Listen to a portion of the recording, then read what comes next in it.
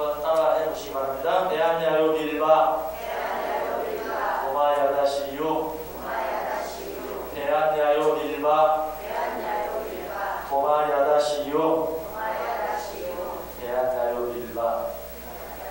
오늘 이제 베드로, 안드레, 요한, 야고보, 빌립, 바돌로메 오늘 하면 6번째 하게 되는 것 같습니다. 그래서 바돌로메에 대해서 공부해 보도록 하겠습니다. 오늘은 본문 읽기 전에 문제를 먼저 보고 본문을 읽는 것이 이해하는 도움이 될 것 같습니다. 자, 1번 문제 우리 같이 한번 읽습니다. 누가복음과 요한복음의 본문을 자세히 비교해 보고 이상한 점 한 가지를 발견할 수 있습니까? 자, 문제를 먼저 보고 그리고 이제 오늘 본문을 보면서 누가복음 본문과 오늘 본문이 두 개죠. 누가복음 본문과 요한복음 본문 이 두 본문 사이에 이상한 점이 뭔가 생각하면서 읽어보시기 바랍니다. 자, 누가복음 6장 12절에서 16절. 누가복음 6장 12절에서 16절. 우리 다 같이 12절부터 한 목소리로 읽습니다. 이때에 예수께서 기도하시러 산으로 가사 밤이 새도록 하나님께 기도하시고 밝음에 그 제자들을 부르사 그 중에서 12를 택하여 사도라 칭하셨으니 곧 베드로라고도 이름을 주신 시몬과 그의 동생 안드레와 야고보와 요한과 빌립과 바돌로메와 마테와 도마와 알테오의 아들 야고보와 셀롯이라는 시몬과 야고보의 아들 유다와 예수를 파는 자 될 가롯 유다라. 아멘. 자, 누가복음 읽었습니다. 네, 요한복음 보겠습니다. 요한복음 21장 1절과 2절. 네, 요한복음 21장 1절과 2절. 요한복음 21장 1절, 2절, 9절 봤어요. 자, 같이 읽습니다. 그 후에 예수께서 디베랴 호수에서 또 제자들에게 자기를 나타내셨으니 나타내신 일은 이러하니라. 시몬 베드로와 디두모라 하는 도마와 갈릴리 가나 사람 나다나엘과 세베대의 아들들과 또 다른 제자 둘이 함께 있더니. 아멘. 자, 누가복음 6장, 요한복음 21장 읽었는데 이 두 본문을 읽으면서 고개가 갸우뚱해지는 혹시 내용이 있었습니까? 예, 사람 이름이 나와 있다. 이상한 점은 뭡니까? 자, 오늘 우리가 공부할 바돌로메에 집중하면서 한번 생각해 보습니다. 누가복음과 요한복음 본문이 어떻게 서로 차이가 있는지. 누가복음에는 바돌로메가 나와요. 자, 요한복음에는 안 나와요. 그렇다고 그럼 여기 여러분들 다른 데 있는가? 아니, 요한복음은 다른 곳에도 바돌로메라는 이름이 안 나와요. 자, 그러면 누가복음에는 바돌로메가 나와 있는데 요한복음에는 바돌로메 대신 누가 나와 있어요? 네, 나다나엘이 나와 있는 것을 보게 됩니다. 여기서 이제 숙제를 풀어야 우리가 공부를 할 수 있는데 바돌로메라는 이름은 사실은 사람 이름이 아닙니다. 바돌로메라는 이름은 바 플러스 돌로메라는 그런 이름이거든요. 그래서 바라는 것은 아들, 누구의 아들이란 말이에요. 바. 그리고 돌로메. 그러면 바 돌로메는 뭡니까? 돌로메의 아들이라는 그런, 그러니까 직접적인 어떤 사람의 이름이 아니고 바돌로메는 바 돌로메, 돌로메의 아들. 성경에 보면 이런 이름이 많이 나와요. 바요나 시몬. 근데 바요나도 바요나. 무슨 뜻이죠? 요나의 아들. 그렇죠? 바요나라는 말은 요나의 아들이라는 뜻이. 영어에도 이런 표현들이 많이 있습니다. 여러분 흔한 이름 가운데 존슨이라는 이름이 있죠. 존슨. J-O-H-N-S-O-N. 존슨. 여러분 이 이름도요. 존, J-O-H-N, 존, 요한이라는 이름이죠. 존 플러스 S-O-N, son, 존의 아들. 그런 이름에서 비롯해서 존슨이라는 이름이 나왔어요. 이름은 영어에도 이런 이름이 또 여러분 너무 잘 아는 맥도날드. 갑자기 침 넘어갑니다. 여기 보니까 맥도날드 얘기해서 침 넘어갈 사람이 내가 안 되는 것 같아요. 예.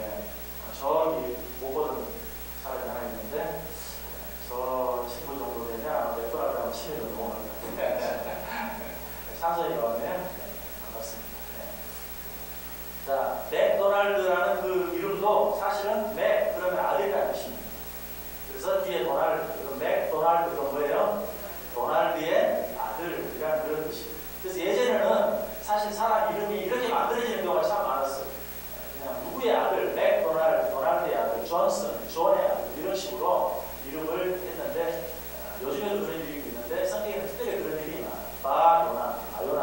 요나의 아들, 바돌로메, 또 돌로메의 아들, 또 성경에 또 나오죠. 바예수, 이거는 예수님 말고 예수라는 이름이 여러분 그 당시 흔한 이름이었습니다. 바예수 그러면 예수의 아들, 바예수, 바요나, 바돌로메 이런 이름이. 그래서 이 바돌로메 그러면 사람의 정식 이름이 아니라 돌로메의 아들이라는 그런 뜻입니다. 그리고 그렇다면 나다나엘의 이름의 뜻은 무엇인가? 하나님의 선물이라는 그런 뜻이 기프트가 하나님의 선물 혹은 하나님이 주셨다 그런 뜻입니다. 나다나엘 하나님의 선물 그런 뜻인데요. 자, 이런 사실 누가복음에는 바돌로메가 나오는데 요한복음에는 바돌로메가 나오지 않고 바돌로메 대신 나다나엘이 나온다. 요한복음 전체에 바돌로메라는 이름은 안 나와요. 누가복음에도 전체에 나다나엘의 이름이 안 나와요. 여러분 뭘 짐작할 수 있어요? 뭘 짐작할 수 있어요? 바돌로메가 나다나엘이다. 그런 우리가 한번 짐작을 해볼 수 있어요. 분명히 빌립이 나다나엘을 전도해서 예수님의 제자 중 하나가 되었는데 마태복음, 마가복음, 누가복음에 보면 예수님의 제자 가운데 나다나엘 이름이 나오지 않아요. 그냥 바돌로메라는 이름만 나와요. 근데 바돌로메가 정신적인 그런 사람 이름이 아니라 돌로메의 아들이라면 돌로메의 아들 나다나엘이라고 생각할 수도 있겠죠. 그래서 마태복음, 마가복음, 누가복음에서는 바돌로메라는 이름을 쓰고 요한복음에서는 나다나엘. 그래서 마태복음, 마가복음, 누가복음 우리가 세 복음서를 무슨 복음이라고 말하죠? 공관복음. 마태복음, 마가복음, 누가복음을 공관복음. 같은 관점에서 쓰여진 책이다. 그래서 같은 관점에서 쓰여진 공관복음에서는 다 바돌로메라는 이름을 썼는데 요한복음은 이 마태복음, 마가복음, 누가복음 같은 내용이면서도 관점이 달라요. 그런데 이 요한복음에서는 나다나엘이라는 이름. 요한복음 1장에서 빌립이 전도할 때도 나다나엘, 구하나 말에서 있었던 나다나엘을 전도할 때도 나다나엘 이름을 쓰고 아까 우리 읽었던 요한복음 21장에도 나다나엘이라는 이름을 쓰고 있다는 것입니다. 그런데 아직도 정확하게 100% 바돌로메가 나다나엘이다 라고 말하진 않아요. 왜? 확실한 증거가 없어요. 우리가 봤을 때 마태복음, 마가복음, 누가복음에서는 바돌로메만 나오고 요한복음에서는 나다나엘. 도대체 어떻게 된 거냐? 여기 마태복음과 마가복음, 누가복음에서는 예수의 제자를 나갈 때 바돌로메를 나오고 그리고 요한복음에서는 바돌로메 대신 나다나엘이 나오는데 그렇기 때문에 바돌로메가 이 돌로메의 아들이 나다나엘이었을 것이다 하는 그런 짐작, 그것이 아니라는 증거는 성경에 하나도 없어요. 그러니까 그럴 가능성이 99.99%. 우리가 친자 자식 꼭 그래서 조사하고 TV에서 99.99%라고는 나온, 그게 아니라고 증명할 수 있는 요소가 하나도 없고 100%라고 자신 있게 말할 수 있는 내용도 없어요. 그래서 지금도 이 사람 동일한 인물이 아니다라고 말하는 사람도 있어요. 그러나 제 입장에서 제 개인적인 입장을 말하면 바돌로메가 나다나엘이다라고 그렇게 확실히 믿고 싶어요. 그리고 또 한 가지 그렇게 믿어야만 하는 중요한 이유, 바돌로메가 나다나엘이 아니었다면 오늘 성경을 여기서 끝내야 됩니다. 바돌로메에 대해서는 아무것도 없기 때문에. 그러나 나다나엘에 대해서는 그나마 조금 있어요. 그래서 그것을 가지고 바돌로메를 공부하려고 하는데 바돌로메가 나다나엘이다. 그리고 이제 그것을 또 뒷받침할 수 있는 그런 구절을 보면 마태복음이나 마가복음이나 누가복음에서 항상 바돌로메를 언급할 때 빌립과 나란히, 제가 한번 읽어볼게요. 마태복음 10장 3절 빌립과 바돌로메, 도마와 세리 마태, 알테오의 아들 야고보와 아데오. 이렇게 빌립과 바돌로메 이렇게 붙여서 얘기하고요. 마가복음 3장 18절에도 또 안드레와 빌립과 바돌로메와 마태와 도마와 알테오의 아들 야고보와 이 다데오와 가나안이 시몬, 이렇게 빌립과 바돌로메를 붙여서 이야기하고 있어요. 또 누가복음 6장 14절에도 곧 베드로라고도 이름을 주신 시몬과 그의 동생 안드레와 야고보와 요한과 빌립과 바돌로메와. 자, 나다나엘 누가 전도했어요?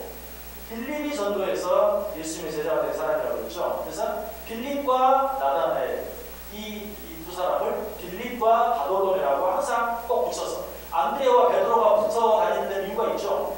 형제니까. 요한과 야고보가 붙어 다니는 것도 형제니까. 근데 빌립과 바돌로메도 붙어 다녀요. 글쎄, 성경이 항상 그렇게 이야기하니까 뭔가 이유가 있지 않을까. 그렇다면 빌립이 전도한 나다나엘, 친형제는 아니었지만 빌립의 전도를 통해서 예수님의 제자가 된 나다나엘이 빌립과 항상 붙어 나오는 것. 그래서 그것은 아마 그런 이유가 아니겠는가. 그래서 바돌로메하고 나다나엘일 것이다. 또 그렇게 생각해 볼 수 있는 근거가 되는 것입니다.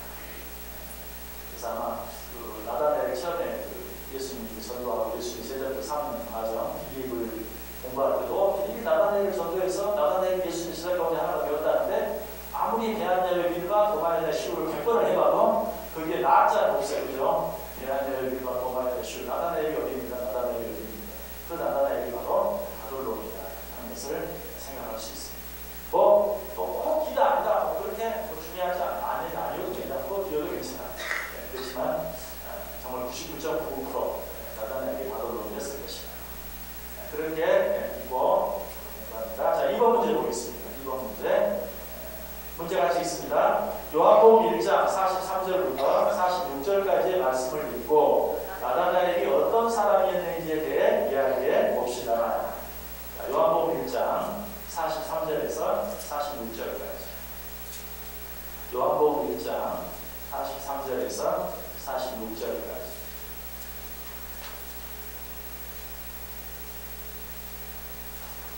또 한 가지 바돌로메와 나다나엘이 동일일 것이다 라고 추측할 수 있는 또 한 가지 중요한 이유도 있는데 성경 밖에서 유대 역사를 기록한 여러 전승들, 초대교회 역사를 기록한 여러 전승들에 보면 바돌로메의 이야기와 나다나엘의 이야기가 같은 이야기들이 많아요.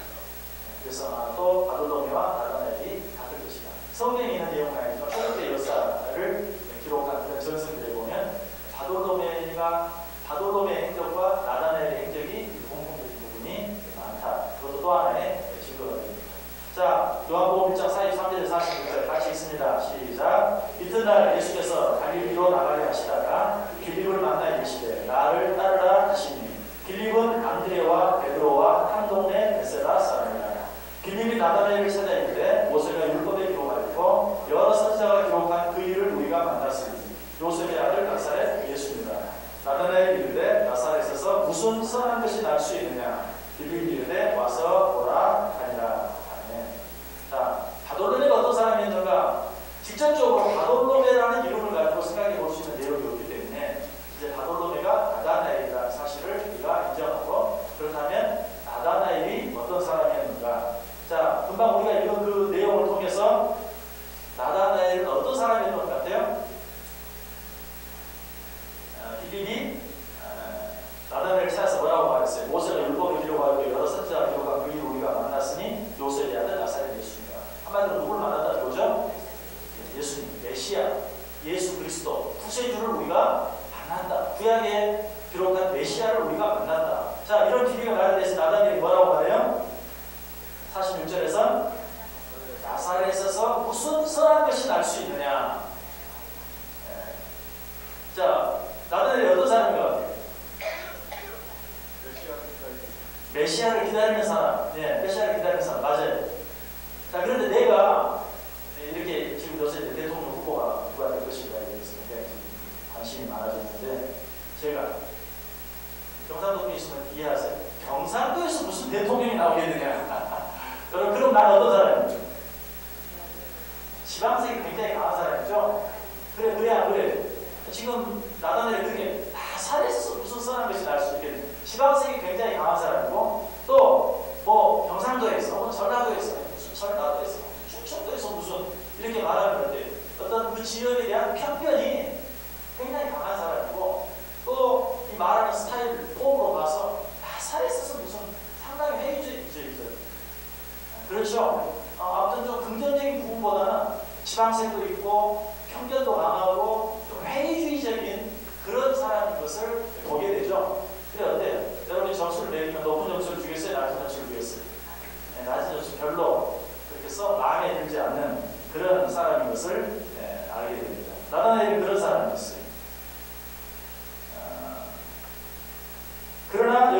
우리가 한 가지 생각해 봐야 될 것은 빌립이 나다나엘에게 예수님을 소개하는데 어떻게 소개하고 있어요? 45절 다시 한번 읽어볼까요? 45절 시작. 빌립이 나다나엘을 찾아 이르되 모세가 율법에 기록하였고 여러 선지자가 기록한 그 일을 우리가 만났으니 요셉의 아들 나사렛 예수님이라. 아, 내가 율법에 기록한 그 메시아를 만났다. 여러 선지자가 기록한 그 일을 내가 만났다. 빌립이 나다나엘에게 그렇게 예수님을 소개하는 모습을 볼 때 나다나엘이 어떤 사람인 것 같아요? 율법에 대해서 아는 사람 같아요? 모르는 사람 같아요? 아는 사람 같아요? 모르는 사람 같아요? 아는 사람 같죠? 제가 여러분에게 유명한 그런 주석들을 이야기하면서 어떤 주석에 보면 이렇게 이야기하고 있고 어떤 주석에 보면 이렇게 이야기하고 있다. 이거는 목사들끼리, 신학생들끼리, 신학을 공부한 사람들끼리는 그렇게 이야기. 어떤 주석을 봤느냐? 어떤 주석에 보면 이렇게 얘기하고 있다. 그래서 제가 여러분에게 그렇게 이야기하면 뭔 소리다? 그렇죠? 여러분도 신학을 공부한 사람이 아니니까 마치 어떤 신학자가 이렇게 물론 설교할 때 그렇게 말할 때 간혹 있긴 하지만 항상 그렇게 이 신학자는 이렇게 말하고 저 신학자는 이렇게 말하고 그게는 그런 신학자의 견해야 그 신학자의 견해야 라고 말하면 그 신학자가 누구인지 알고 있다는 전제하에 이야기한다. 그렇죠? 그런데 지금 빌립이 나다나엘에게 예수님을 소개하면서 율법에 기록한 그분, 선지자들이 말한 그분, 그렇다면 이것은 나다나엘이 율법에 대해서 안다 모른다? 안다. 율법 구약을 말하는 것입니다. 구약 율법에 대해서 나다나엘이 상당한 지식을 갖고 있고 많이 알고 있다는 사실을 빌립이 알기 때문에 빌립이 나다나엘에게 예수님을 소개하면서 율법에 기록된 그분이다. 또 구약 선지자들이 기록한 그분이라고 설명하고 있어요. 그래서 아까 그런 부정적인 부분들이 많이 있었지만 그러나 이 나다나엘은 구약 율법에 대한 상당한 지식을 갖고 있었고 아까 우리 교수장님 말씀하셨는데 그 메시아에 대한 관심이 상당히 많아. 그래서 구약의 메시아, 구약에 대한 그런 메시아가 언제 오실 것인가 하는 거기에 대해서 정말 메시아를 기다리고 메시아에 대해서 관심이 상당히 많아. 그래서 애써서 이 나다나엘을 좋은 쪽으로 이야기하려고 구도주의적인 회의주의자 말이 좀 이상하니까 상당히 메시아에 대해서 관심이 많은 어떤 진리를 찾고자 하는 열망이 강한 그러면서도 회의주의적 나사렛에서 무슨 상황이지? 내가 메시아를 기다리고 있긴 한데 나도 메시아를 보고 싶긴 한데 나사렛에서 무슨 메시아가 아닙니까? 그래서 나다나엘에 대한 별명이 하나 있다는 구도주의적인 회의주의자라고 그렇게 이야기하게 됩니다. 자, 그리고 빌립이 이 나다나엘을 전도할 때 나다나엘이 어디에 있었어요? 무화과 나무 아래에 있었죠. 그래서 예수님께서 나다나엘을 부를 때 나다나엘이 어떻게 나를 아십니까? 라고 말했을 때 나다나엘이 뭐라고 말했죠? 예수님이 뭐라고 말했죠? 네가 무화과 나무 아래에 있을 때 보았다. 이 무화과 나무 아래에 있었다라는 말. 당시 이스라엘 사람들은 이 무화과 나무가 더운 나라잖아요. 그래서 무화과 나무 어때요? 잎이 커야죠. 호박 잎처럼 크죠? 무화과 나무 잎이 아주 크죠? 호박 잎보다 더 커요. 그 무화과 나무 밑에 있어 시원해. 그래서 그 무화과 나무 그늘 아래서 책을 많이 읽었다. 그렇게 일반적으로 이야기하는. 그래서 네가 무화과 나무 아래 있을 때 보았다. 라는 그 의미는 네가 무화과 나무 아래서 율법책을 읽고 있을 때 내가 너를 보았다. 라는 그런 말씀으로 해석합니다. 그리고 실제로 이거는 난센스 퀴즈라고 이야기할 수 있는데 나다나엘이 무화과 나무 아래에서 성경을 읽고 있었다면 성경 어디를 읽고 있었을까? 성경 어디를 읽고 있었을까? 요한복음 1장 다시 한번 봐보세요. 요한복음 1장. 요한복음 1장 51절. 요한복음 1장 51절. 네, 한번 읽어보세요.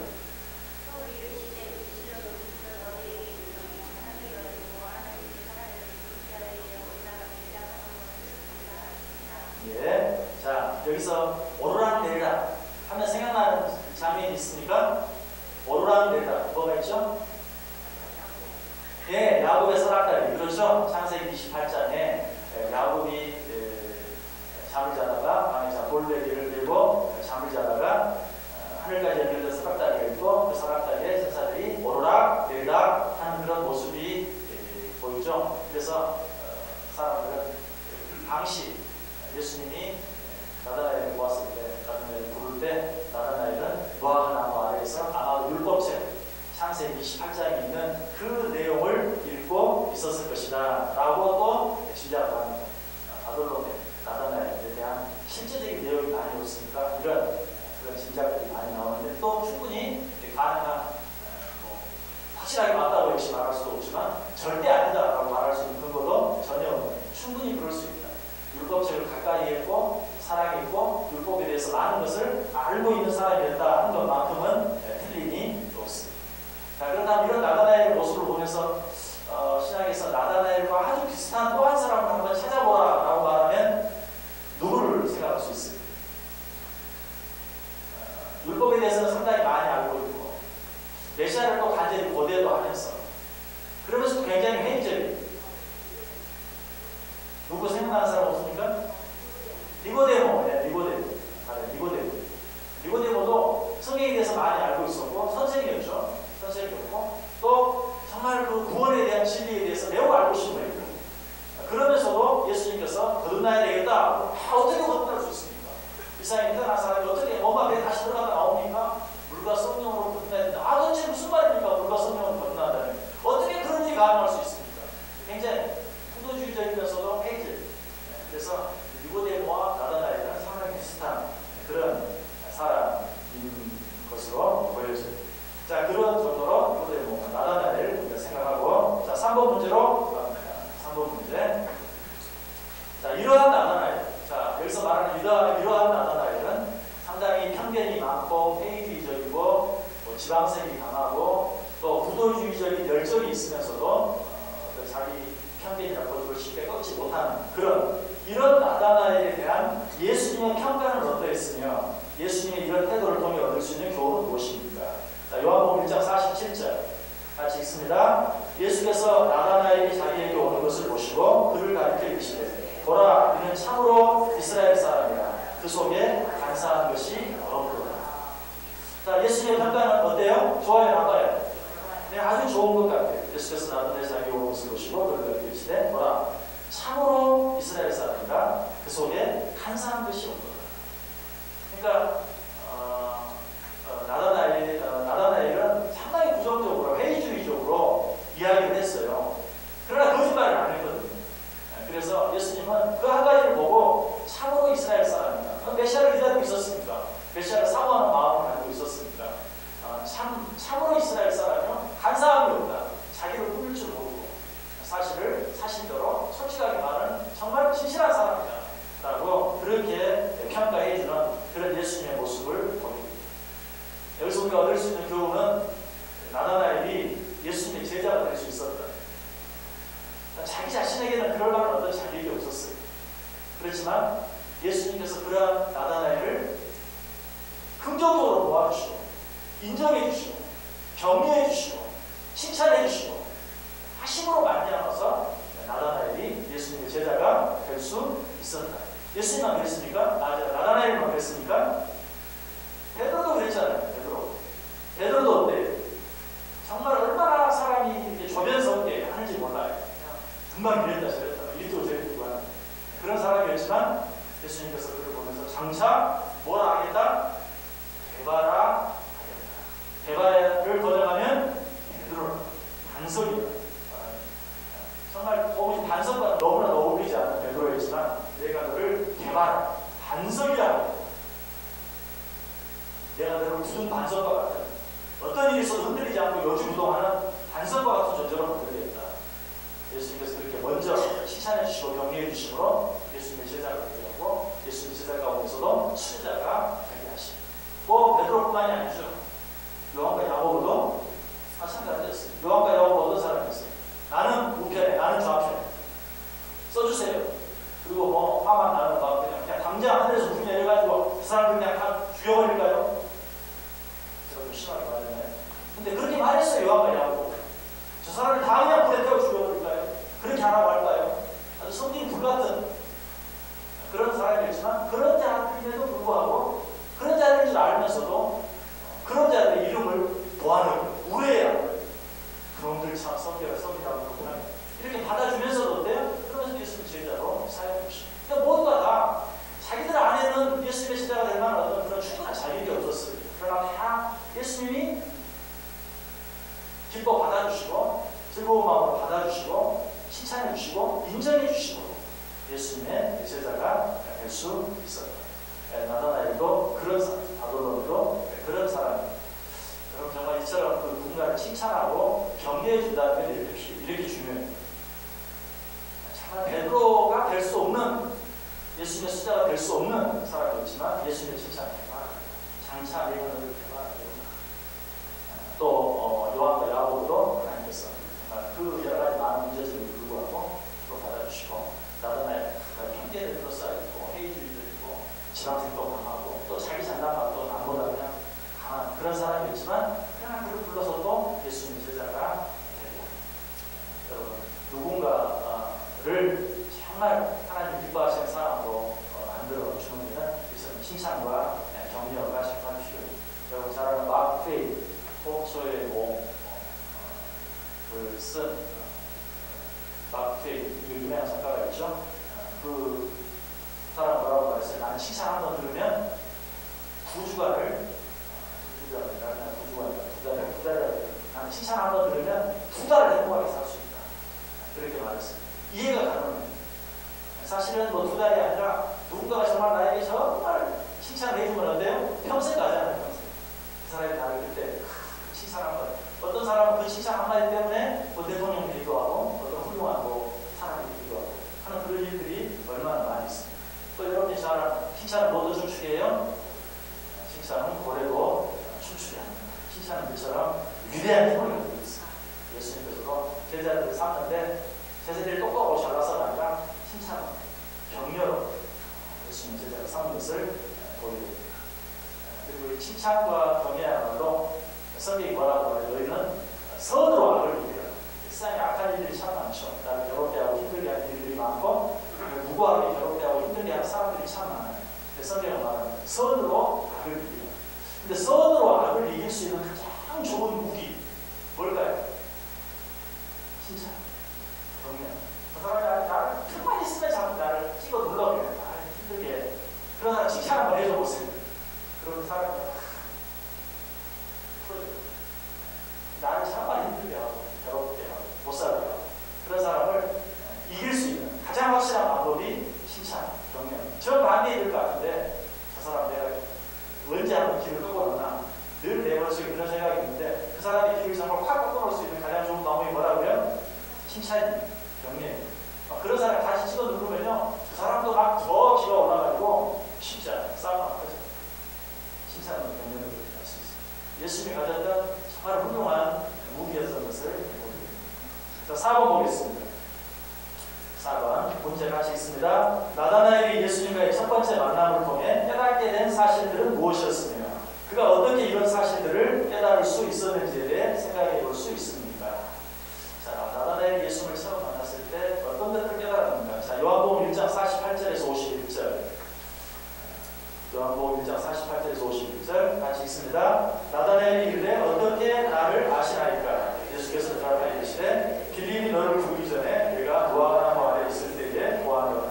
나다나엘이 대답하되 라삐여 당신은 하나님의 아들이시오 당신은 이스라엘의 임금이로소이다.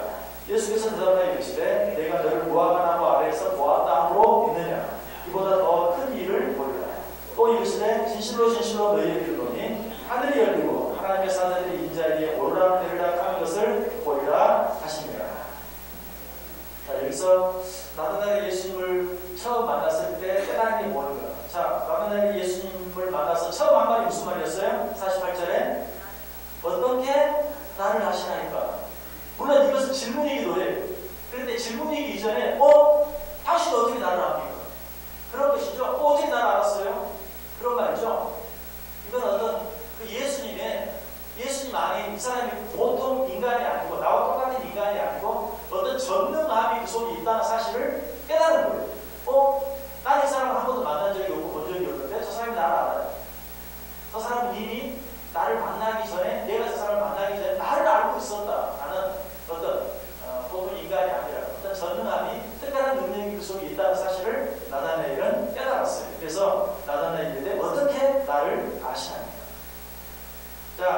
나서 49절에서 뭐라고 말하죠? 나다나엘이 대답하되 랍비야 당신은 하나님의 아들이시요 당신은 이스라엘의 임금이요 소이다. 여기서 벌써 나다나엘이 아까 말했던 것처럼 예수님이 우리와 똑같은 인간이 아니다 라는 하나님이라는 그런 사실을 나다나엘이 이미 알았던 거예요. 지금 예수님이 무슨 특별한 얘기를 한 거 아니에요. 예수님이 대답하시되 빌립이 너를 부르기 전에 내가 무화과나무 아래에 있을 때 너를 보았다. 내가 이미 빌립이 너에게 말하기도 전부터 나는 너를 알았다 라는 그 말을 통해서 그럴 수도 있잖아요. 오다 가다가 빌립이 나다나엘이 전도하기 전에 예수님이 길을 가다가 무화과나무 아래에서 책을 보고 있는 나다나엘을 볼 수 있어요 없어요? 볼 수 있죠. 그 다음에 뭐라고 말해요?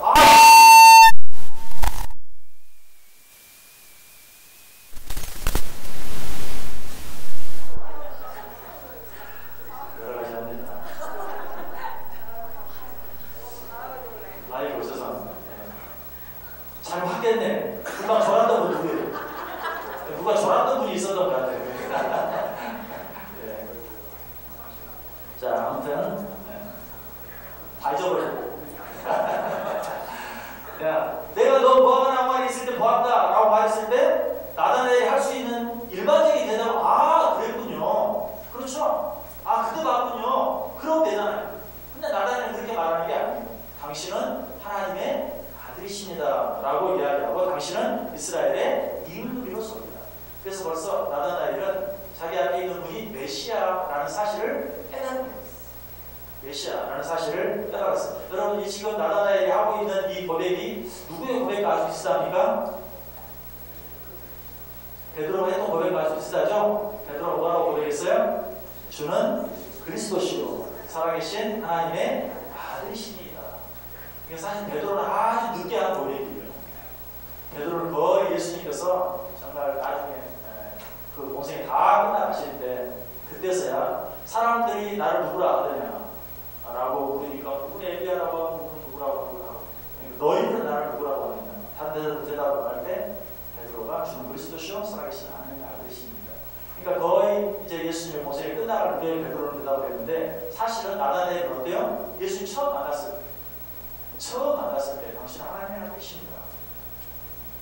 당신은 이스라엘의 임금으로서입니다 라고 그렇게 말하는 나다나엘이 굉장히 뛰어난 사람입니다. 그래서 정말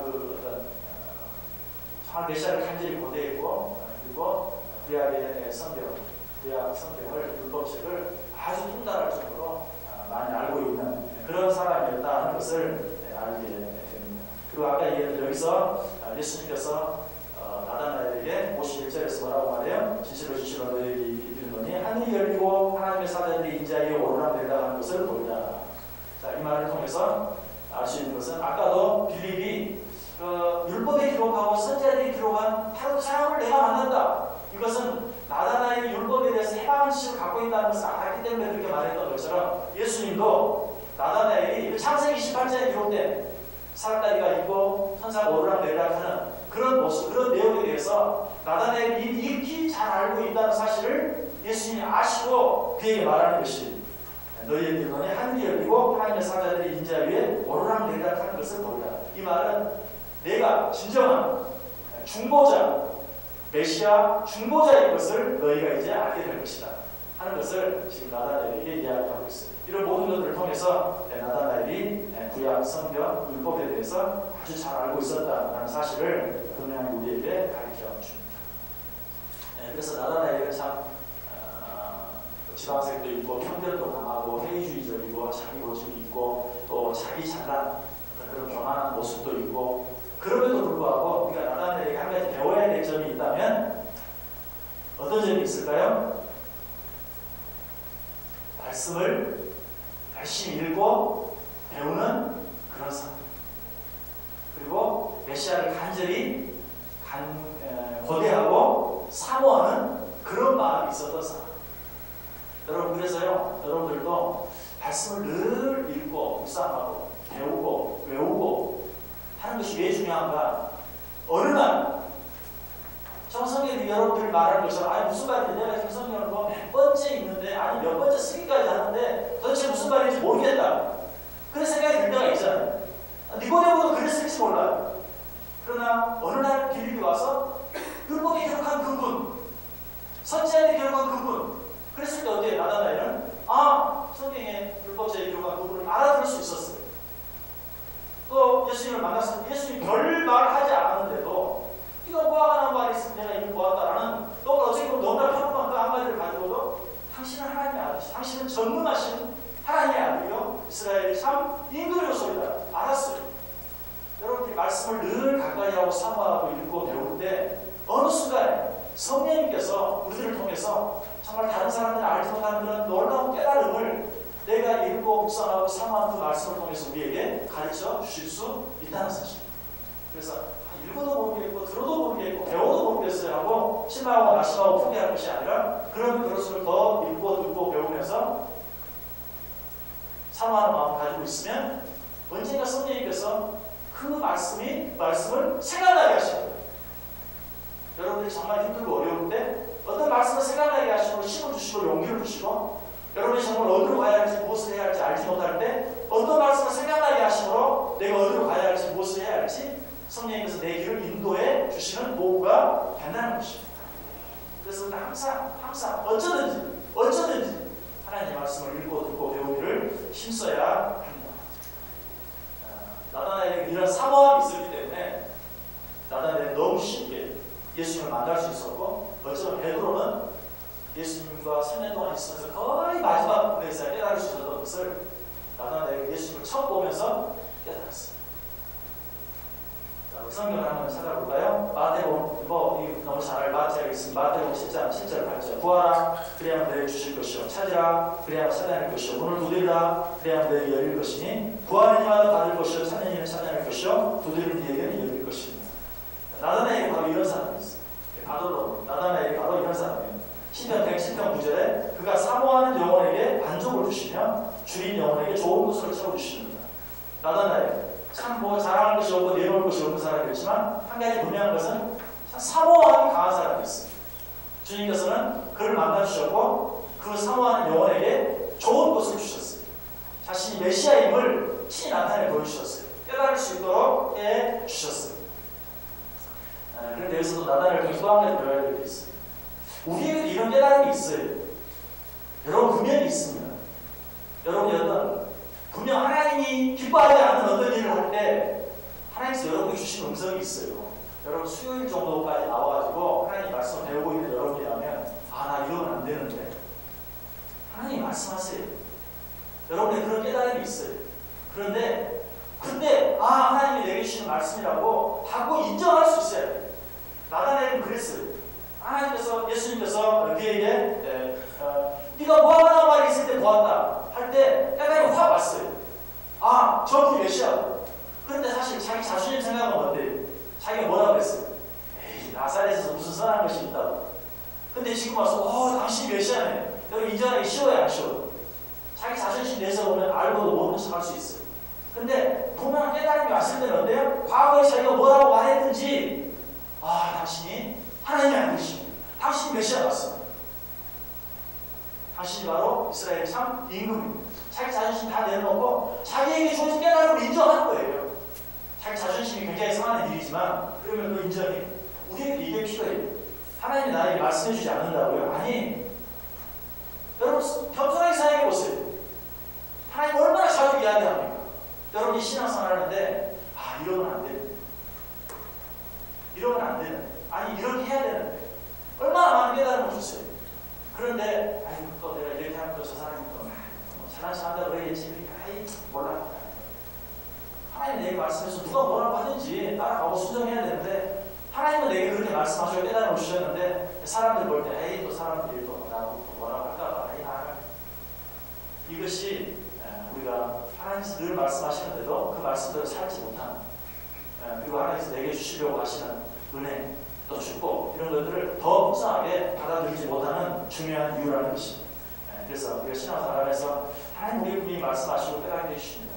그런 감동, 감화를 주실 때 우리는 거기에 즉각적으로 반응할 수 있고 그것을 인정할 수 있어야 돼요. 그래서 성경은 요한일서 4장 15절에도 누구든지 예수를 하나님의 아들이라 시인하면 하나님이 그의 안에 거하시고 그도 하나님 안에 거하느니라. 하나님 하나님이 깨달음을 주실 때 하나님이 내게 이렇게 말씀하시는구나 순종하면 내가 그 안에 그가 내 안에 그와 함께 정말 누리는 삶을 살게 된다는 것이죠. 마태복음 10장 32절에도 누구든지 사람 앞에서 나를 시인하면 나도 하늘에 계신 내 아버지 앞에서 그를 시인할 것이다. 하나님이 내게 은혜를 주세요. 축복을 주세요. 그때도 하나님 나를 이렇게 사랑하시고 하나님께서 나에게 이런 깨달음을 주셨다. 지금 하나님께서 내가 지금 잘못하고 있는 것에 대해서 이렇게 말씀해 주셔야 돼요. 분명히 내게 말씀하신 대로 다른 사람 앞에 말하면 내 잘못을 드러내는 것이 되니까 그냥 모르는 척. 그런 눈들을 향해서 말해요. 그러니까 사람 앞에서 나를 시인하는 하나님 지금 나에게 말씀하셨다. 하나님 지금 내 잘못을 이렇게 지적하셨다. 네가 인정하고 시인하면 나도 하나님 앞에서 너를 시인합니다. 하나님 앞에서 나를 시인한다는 것은 뭐예요? 하나님이 너에게 주시기로 하시는 그 은혜와 축복을 지금 이 자리에서 너에게 허락해 주겠다. 그 기쁨을 평안을 너에게 주겠다. 우리가 그것을 누리지 못하는 이유가 뭐예요? 시인하지 않아. 하나님보다 사람을 모시기. 내 속에 분명히 감동이 왔어요. 그럼에도 불구하고 이 사람 생각, 저 사람 생각, 이 사람 눈치, 저 사람 눈치 보면서 그 일을 행하지 아니하므로 그것을 행함으로 말미암아 받아 누릴 수 있고 은혜 축복을 받아 누리지 못한다는 것입니다. 예, 자 마지막 문제 5번 보겠습니다. 5번 문제 사도 문제의 결론을 내리면 나다나엘은 정말 하나님께 주시는 그런 깨달음 앞에서 진실하고 솔직하고 하나님 주신 그런 은혜들을 인정할 줄 아는 그런 사람입니다라는 것이고요. 자 5번 문제 같이 있습니다. 나다나엘의 말년의 사역과 죽음에 대해 초대교회 문서는 어떻게 기록하고 있는지에 대해 이야기해 봅시다. 뭐 이것까지는 여러분이 모르시겠죠? 문제라도 미리 나눠줬다면 혹시 인터넷에도 뒤져보고 계시지만 자 나다나엘의 말년 자 이렇게 해서 예수님의 시작을 해요. 어쨌든 이 나다나엘에 대해서 성경에 대해 뭐 나다나엘인지 바돌로든지 성경에 대해서 많이 기록하고 있지 않아요. 어떻게 사역을 했는지는 잘 알 수 없어요. 그러나 이미 아까도 말씀드렸던 것처럼 나다나엘은 예수님을 만난 그 순간에 베드로가 예수님과 3년 동안 있고 난 후에 깨달은 것을 이미 깨달았어요. 그러니까 미루어 짐작하기는 조용히 드러나지 않았지만 3년 동안 어쩌면 베드로보다 요한이나 야고보다 더 착실하게 예수님을 따라다니면서 나름대로의 모든 자기에게 맡긴 일들을 성실하게 감당했을 것이다. 저는 그런 확신이 있고요.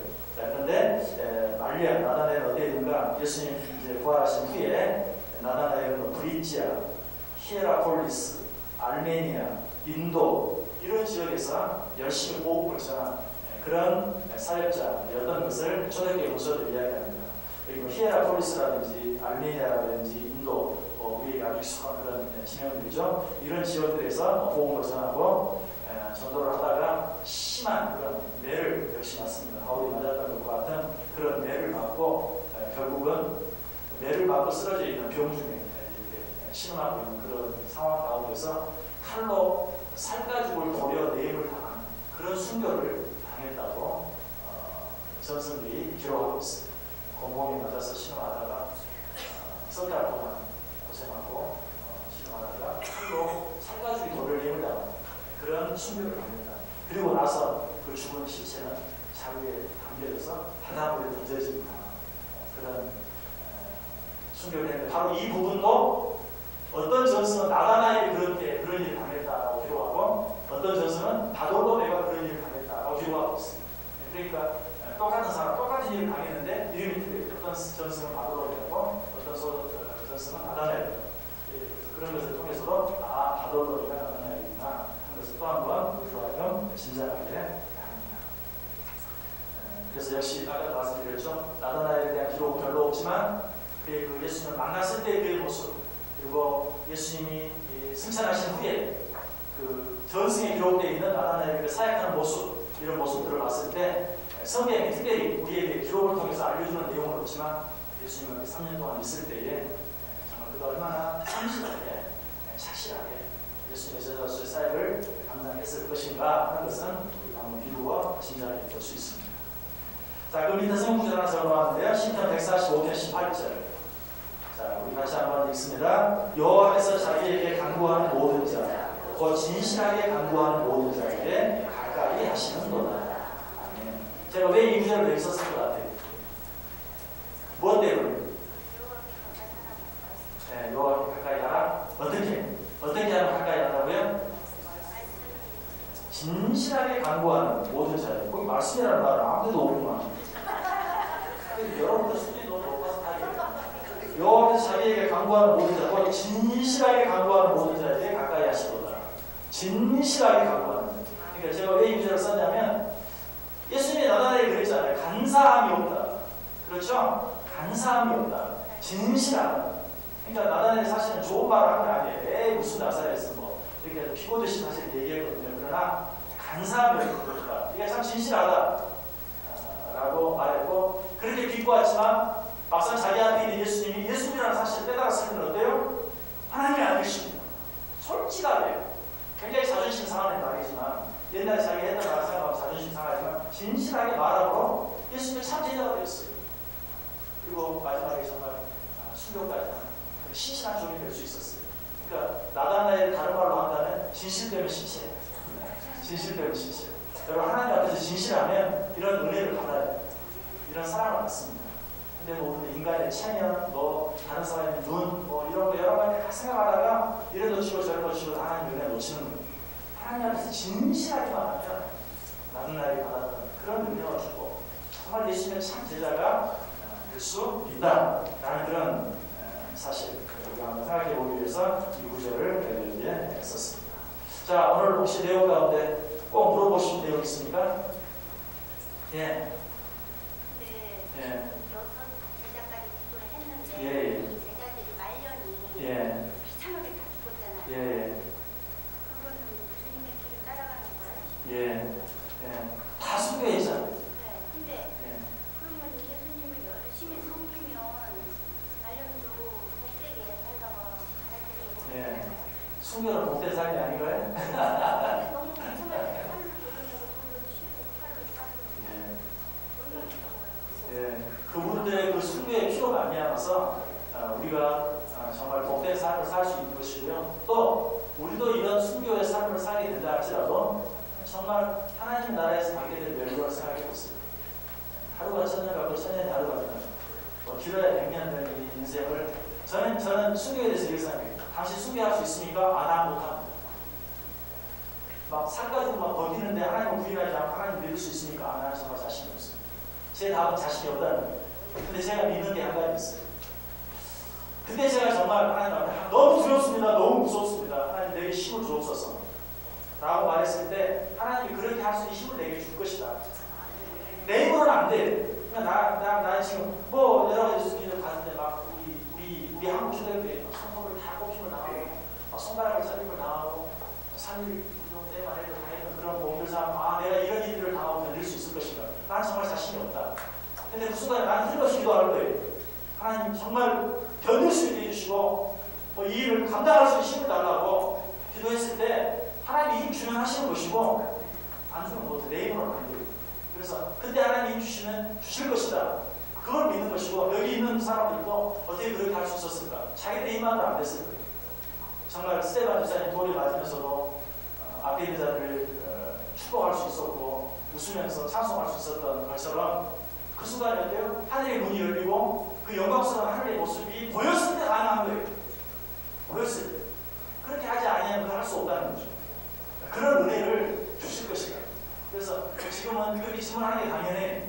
그런데 그때가 되면 정말 저 영원한 하나님의 나라의 아름다운 모습을 하나님 보시면서 나를 격려해 주시면 나도 그런 순교자가 될 수 있고 순교를 당할 수 있고 뭐 물론 인간적으로 생각했을 때 비참한 것이죠. 정말 귀하고 아름다운 것이고 그들이 인간적으로 그들이 당한 게 방금 말씀드린 것처럼 놀라운 영광, 죽음의 고통과는 도움이 비교가 안 되는 것들을 보았기에 느꼈기에 깨달았기에 확신했기에 그럴 수 있었던 것이 전혀 불쌍한 게 아니죠. 전혀 불쌍한 게 아니죠. 그리고 우리는 그 순교의 피로 인해서 정말 이렇게 어쩌면 주 안에서 정말 아름다운 그런 삶. 여러분 중국과 우리나라의 선교의 역사에 대해서 아주 분명한 하나의 차이가 있어요. 우리나라는 순교의 피 위에 세워진 나라예요. 그래서 이 땅에는 복음이 얼마나 급속도로 확산되고 얼마나 우리가 지금은 편안하게 신앙생활하는지 몰라요. 우리나라의 복음이 먼저 들어왔습니까? 중국의 복음이 먼저 들어왔습니다. 중국이 훨씬 빨라요. 우리보다 100년이나 더 빨라요. 토마스 메사도 중국에서 우리나라로 왔어요. 그런데 중국에는 순교가 없었어요. 중국에는 순교자가 없어요. 순교의 피에 세워지지 않았어요. 그러니까 어떻게 보면 중국 초대교회 역사는 상당히 숱하네. 뭐 그냥 누가 그렇게 핍박도 하지 않고 반대도 않고 뭐 천주교에 대한 그런 것들도 많이 그냥 쉽게 들어왔어요. 그러니까 지금은 어때요? 복음이 확산되지가 않아요.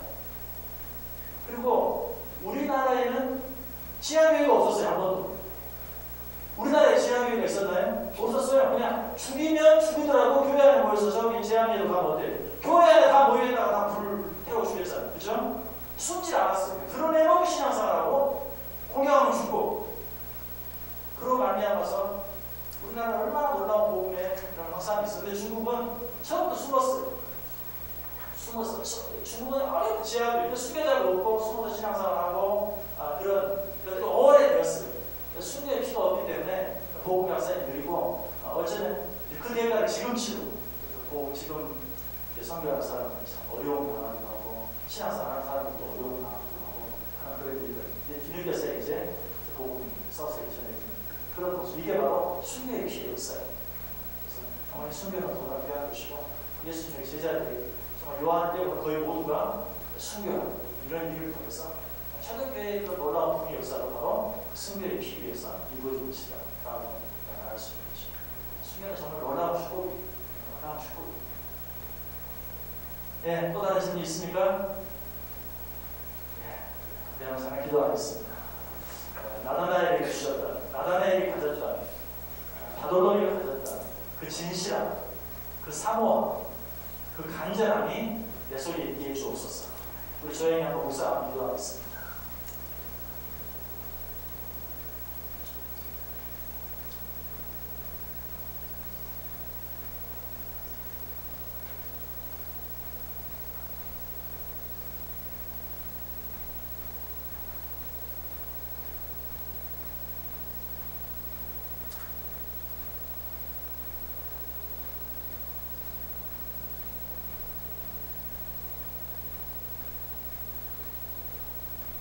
사랑이 많으신 하나님, 진실함으로 나오는 자들 하나님이 가까이 해주시겠다고 말씀하셨습니다. 나다나엘에게 있었던 그 진실함이 내 속에 있게 해 주옵소서. 나다나엘 속에 있었던 그 간절함과 사모함이 내 속에 있게 하여 주옵소서. 그 진실함과 그 간절함과 그 사모함으로 우리 주 예수 그리스도를 깊이 만나게 하시고 그 예수 그리스도와 함께 동거동락하는 참 아름다운 제자의 삶이 우리 속에 이루어지게 하여 주옵소서. 예수님의 이름으로 기도드리옵나이다. 아멘. 하늘에 계신 우리 아버지여, 이름이 거룩히 여김을 받으시오며 나라의 임하옵시며 뜻이 하늘에서 이룬 것 같이 땅에서도 이루어지리라. 오늘날 우리에게 일용할 양식을 주옵시고 우리가 우리에게 죄의 지은 자를 사하여 줄 것 같이 우리 죄를 사하여 주옵시고 우리를 시험에 들게 하지 마옵시고 하나님께서 구하옵소서. 내게 나라와 권세와 영광이 아버지께 영원히 있사옵나이다. 아멘.